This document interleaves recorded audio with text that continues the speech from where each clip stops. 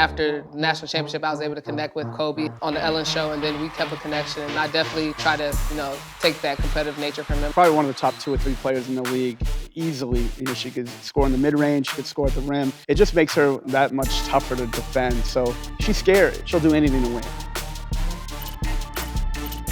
My name is Arike Ogunbowale. I play for the Dallas Wings. I play a guard, and I've been playing professionally for 5 years. I started playing basketball probably around like 3 or 4. My mom, she was a pitcher at DePaul, starting pitcher. She was really good. Probably if they had pro back then, she would have went pro.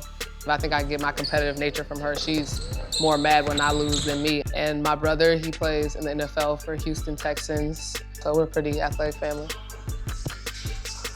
Being a first rounder is definitely big. I mean, you're invited to wherever the draft is, so you're able to hear your name called, and that's, every kid's dream when you dream of being a pro, just hearing your name called up on the stage to whatever team you're getting chosen to. Since playing pro, my rookie year, I was on all-rookie team, and I was top 5 in scoring that year. My second year, I was all-WNBA first team, and I got scoring champ. My third year, I got all-WNBA second team, and I was all-star and game MVP. And then this last year, I was an all-star again. My name is Mike Procopio. I've been in pro basketball for 30 years, worked for the Dallas Mavericks for 6, worked with the Boston Celtics for 4 years, and then I worked for Kobe Bryant individually for 4 years. I've been working with Arike probably for the last 2 year. I read an article about how her and Kobe were a little bit close, and since I worked for Kobe for 4 years, I reached out, talked to her about, she wanted me to train her. So we've been working together on the court every day for about 5 days a week for about 4 months now. And she worked on any type of weakness that she wanted to work on. She wanted to tighten her basketball routine up, as far as her training. And so we incorporate film, we incorporate on the court work. Typical day for a game day, and I get to the gym probably like 9-ish, and then I'll do shoot around. That's like an hour and a half. Might do a little lift before shoot around, depends. Then I'll come home, eat pregame meal, take a nap, get dressed, go to the gym at around 4:30. Then it's warm up, game at 7 to 9, 10, go to sleep probably 11, 12, and that's my day. Today we're here at College Park Center, and I'm meeting with my trainer, Mike, and we're gonna work on, shooting and all different types of things with basketball. When we train, when we work, we usually go about an hour and a half on skill work, and then we do about 30 to 40 minutes on one-on-one. So they'll play one-on-one from 5 different spots. Hey, oh, you all right? That had to hurt. Did it? Let me see. Where is that? Hey, we got a tooth on the floor. I'm bleeding, but I'm okay.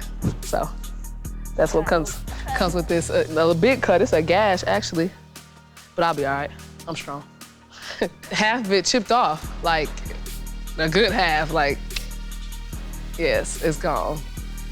I think he left. He needs to be on his way to the hospital, honestly.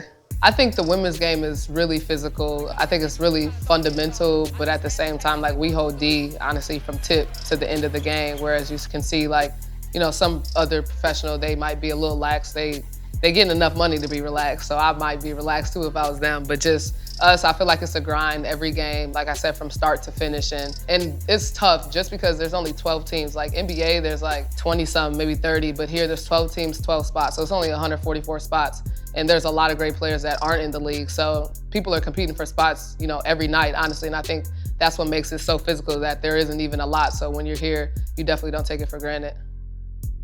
With Arike, it's making sure that early shot clock to 8 on the shot clock, that she takes most efficient shots as possible, cutting, moving without the ball, defending without fouling, all those things that's sort of going to be the difference between them being a championship level team and her being a top 5 player in the league, which she definitely is.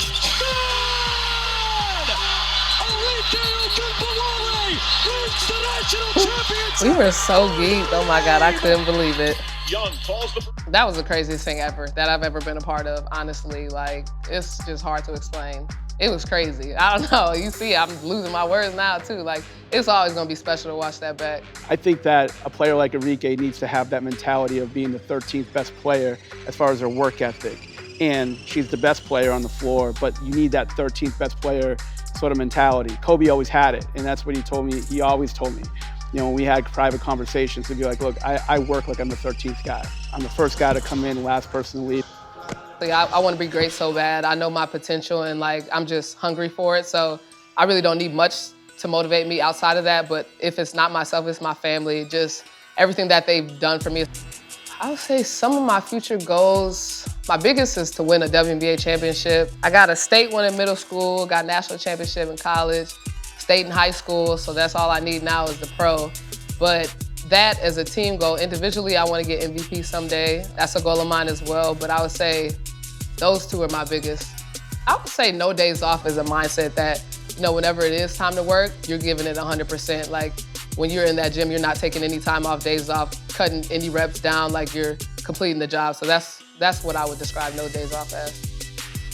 You're watching No Days Off, only on Whistle. Thanks to everyone for watching my video. To check out more stories like mine, make sure to like and subscribe.